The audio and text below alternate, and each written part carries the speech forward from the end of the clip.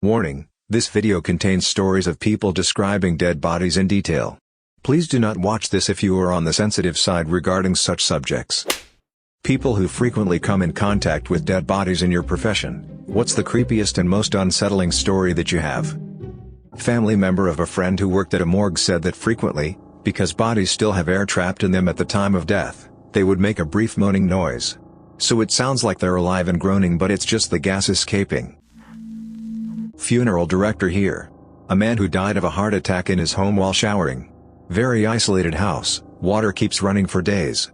He was completely melted by the time we got him. Human goo.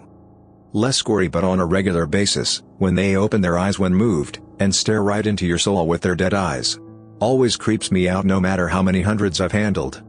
I just remembered one, but it wasn't me, it was a colleague of mine. Full summer heat, body was left for days in his apartment, smelled all the way to the street from the 4th floor. When they moved him, the skin from his face slipped and fell and my colleague slipped on it, like on a banana peel. He had to take the rest of the day off. My former boss told me about one guy who jumped off his building, like straight up, and on impact his legs just got crushed upward and his tibias pierced through his skull. Did a pathology rotation in med school, which included a week in the morgue to help with autopsies. Ended up cutting on and holding the brain of one of my high school classmates. Didn't realize it until halfway through when I noticed the tag on the table. That hit me like a truck. Also weird was then going home and seeing the tributes and RIP messages about him on Facebook. I used to intern for the FBI when I was in college, and I only saw bodies at the morgue. However, there was this one time one of the agents brought us along to a serious case they had. When we entered the morgue he told us to stand back. The body had just entered and you could smell it instantly. I know it's not creepy, but that was the first time I smelled a decomposing body. It was of someone who was left to drown in a lake. My mom buried her dog, then changed her mind about him being buried, I know, dug him up, then left him in the vet's fridge for a week, until I was able to get to her house so we could bury him in a marble planter. Bizarre, I know. We had to drive him from the vet's to her house, probably a 15 minutes drive max. The smell was horrific. He had obviously gotten wet when he was buried, and decomposed for the 3 to 4 days during the summer that he was in the ground, then the day that he was in her garage. I couldn't get rid of the smell in my nose for a few days, and her car always smelt of it after that. Ex-cop, guy had hung himself from a tree in the woods, and had jumped from a high branch. Except the fall hadn't killed him and snapped his neck. When he jumped, he fell onto another snapped, sharp, branch which had gone through his neck and bottom jaw and had come out of his nose cavity. It looked like he had a very painful suicide. Poor guy. Not my experience, but a guy I've worked with for years as retired detective. They found a body that was beaten really bad, couldn't even see the guy's face, he was barely alive. They brought him, the body, back to the hospital and they tried to save him but he didn't make it. When the nurse took the wallet out of the pocket to check the ID, she realized it was her son the entire time. He was beaten so bad she didn't recognize him. Guy said he had to retire after that. It was the worst thing he's had to witness. Can't even imagine being that mother. So I'm a nurse and work with recently expired patients frequently. I work in a medical ICU. We have the highest rate of patient mortality because patients are very sick, usually with multiple chronic comorbidities and multi-organ failure. But honestly, nothing tops the first time I handled a deceased person 2 weeks into my first job as a CNA at a nursing home. I got my report for the start of the shift and was told to check on one resident first, as he was actively dying and liable to pass away any minute. So I walk into their room and just stood there for a good 2 minutes, waiting to see a breath. When none came, I touched his skin. Still sort of warm, but definitely cooler and waxier skin than is normal. I got my supervisor who confirmed that he was in fact dead. She said she could handle cleaning him up if I wanted, since I was new, but I wanted to learn and gain that experience. So I start talking to him as I roll him over to clean him up, change his brief, etc. It helps to pretend they're still alive, and it's respectful. He lets out this low groan, like a zombie getting up for the first time in the movies. Scared the crap out of me.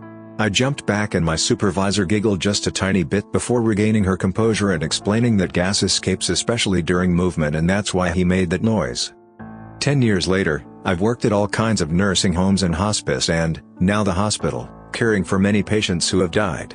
Almost 100 by now, according to my best estimate. No one has ever made that noise since. Maybe a little rush of air, like someone breathing out, but not that spooky groan. I don't mind working with bodies, honestly it's a very unique and humbling experience and I usually feel like I am at my best when working with people who are circling the drain, but I do find it silly or odd that no one has grown since. Also, I've seen a lot of families react to their loved one passing. Some handle it better than others, but I think the best I've seen are Hmong families. They have such a ritual, cleaning the body and dressing it in the special outfit and shoes and stuff, everyone knows what to do. They have a sort of guide which helps a lot, as opposed to many other people who are just at a loss for what to do with themselves. Everyone grieves in their own way and I am honored to help people process their emotions, but I wish more families had those kinds of rituals to help them through such a big life event. It really seems to be comforting. Also, most people don't know this, but if your loved one passes away in the hospital, you should know that we take extra care not to have their head bonk the metal gurney when we move them from the bed, and then to the storage slab in the morgue. It makes an awful sound and just seems wrong. I don't know why I wanted to mention that, but it's one of those things that we don't talk about. Like an unspoken rule. Don't let the head bonk. My uncle is a retired constable. He said back in the 70s when he was doing his police training, he had to watch the autopsy being conducted as part of the training. I guess to see if he could actually stomach it. The body they were using had been dead quite a few weeks. The smell was horrendous, it had also had a substantial gas build-up, so much so that the man's ballsack had actually inflated like a balloon.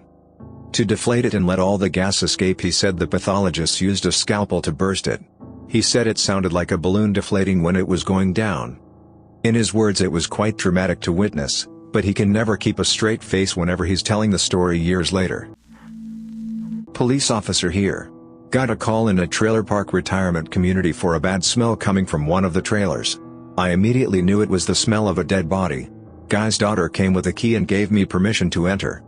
When I first walked in the door, it was to a long hallway. At the end of the hallway was a TV which was all snow and very loud. Reminded me of Poltergeist. It was the only light in the place. The windows were all covered in foil. As I walked down the hall, I could see and hear multiple flies in the light of the TV. I found him naked and dead on the kitchen floor. Natural causes. He had become a shut-in. His daughter was trying to be a part of his life, but he often wouldn't take her calls. He had no other friends or family. He had been there for at least a month. When the medical examiner transport service arrived to remove the body, he ruptured. Think of a water balloon bursting. His skin hung like drapes as they lifted him. I had to go home after to shower and get a new uniform, because the death smell on me was so bad. I thought I was fine, but a month later I saw something in a grocery store that reminded me of it. I had to leave my card and walk out. Embalmer/funeral director. It's not too bad once you get used to it, to be honest. The hardest thing to get over was in mortuary school. Our class would go down to the Chicago Medical Examiner's office once a week for 6 months to practice embalming. The bodies we were working on were in bad shape, and had usually been sitting in the cooler for months. Freshest we had was 4 weeks dead, oldest was 1.5 years. Most of the time they were nasty. We were there for 5 hours straight with no breaks from 3 to 8 p.m., after having already been at school for the day. The hardest part was being ravenously hungry while working on, like, a 4-month-old decomp case that's literally swimming in their own decomp fluids in the body bag. It's a weird feeling. So, Chicago is known for its gun violence, and the Cook County Medical Examiner processes a lot of gun deaths. The bodies that my class were allowed to work with, though, were indigent cases, usually the homeless, impoverished, or people from nursing homes, so we didn't usually see any homicide victims or otherwise violent deaths. One week, though, one of the groups in my class was adamant that their person had a gunshot wound in their shoulder. One of the guys was running around to the other groups all excited, telling us about this gunshot and how we just had to see it. We all went and crowded around their table, trying to get a peek at this wound. The lighting wasn't great and it was on the back of the shoulder, but it did look like there was a hole there, so we were pretty excited. One of the instructors walked over to see what we were all gawking at. He took one look at the guy's shoulder, reached out and scratched off the wound. It was a dirty penny that was just stuck onto the guy's skin, then called us all idiots and told us to get back to our own tables. 1 week, there was a body that was over 700 pounds, with both legs amputated just above the knee.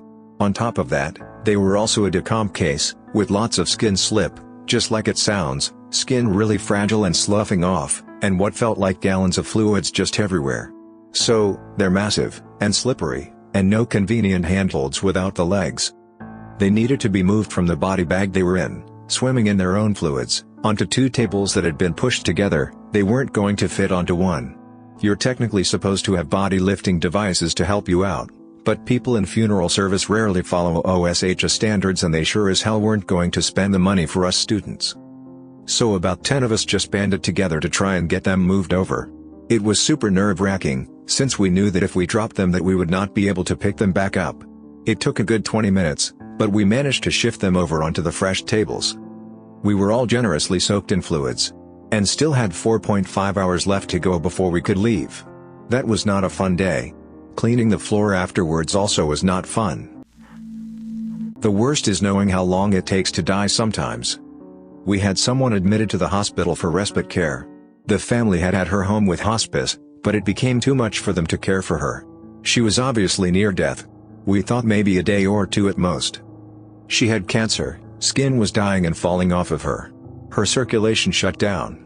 Her legs and feet were dying. She lasted 7 more days. It was agonizing to watch. The pain, the smell, was awful. When I was an EMT in a big city, we had to deliver a dead body to a medical school. They were going to use the body for research. When we brought the body in, they immediately took a leather harness and wrapped it around the head and raised it up to where it was hanging. They then slid it into a freezer with other dead bodies hanging by their heads. My father later donated his body to the same place, and now all I can think about is how my dad was hanging in a freezer until they needed him. I go on wellness checks from time to time, basically someone calling 911 because they are worried something has happened to a relative or neighbor and can't get in touch with them. I work in an urban area, let's just call it not such a nice neighborhood. Unemployment, drugs, crime, etc. Mostly 2-story row homes. When we respond we always knock, but no one ever answers, so we put a ladder up to the 2nd-story window. They are rarely locked, and if they are, it's less destructive prying them than the front door. So, I have just flopped myself through a bedroom window into someone's home. I am always very sure to announce who I am and why I am there. Usually the smell gives it away instantly. Someone has passed away at home and it took a couple days for anyone to notice. Sometimes it's nothing and nobody is home. But sometimes, even without any clues, I just get this weird feeling in the pit of my stomach that I am somewhere I shouldn't be, and am about to see something I don't really want to. It's like the house is telling me that something terrible has happened inside. Can't explain it, but that feeling is never wrong. Then you find yourself hunting for the body you are sure is there, in someone's home that you have never been in before. It's a creepy feeling. Coming across pets scares the crap out of you. Sometimes the stove is still on, which is always unsettling for some reason. If I have to go in the basement, I always have a little gut check moment at the top of the steps. The weird feeling ones always end up being the odds and the suicides. A homicide discovered this way as well. It never gets less creepy, especially if you come across the body before letting the other guys in the front door. I work for the fire department, by the way. Not just a random guy off the street breaking into houses. Cops are always with us, but they usually aren't volunteering to be first up the ladder. Not me, but my dad's story. He worked as a journalist for finance and business in Asia. We lived in Thailand in 2004 when the tsunami hit. Luckily, we lived away from the beaches, so we were fine. He drove to a popular tourist area, Khao Lak, 2 days after to examine the damage with my mom, while sending me to a hospital to help as a translator between tourists and the Thai staff. What he saw has been etched in his mind ever since. As he described it, it was a beautiful day on the beach, blue skies, the sun was out, gentle waves, coconut trees swaying in the wind. Birds singing. On the shore, there were hundreds of bloated corpses. Some were missing limbs, some were in body bags, all were severely disfigured.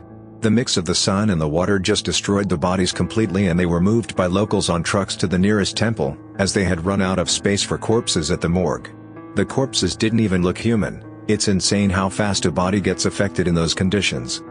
The worst thing for him wasn't what he saw though, it was the smell. That stuck with him, and he couldn't stand eating steaks or red meat for the next 3 months. Thanks for listening to another episode of Radio Dexter. Like and subscribe for more real-life stories. And remember, death is part of life, and experiences like these are part of many people's daily business. I respect those guys a lot. I could not do their job.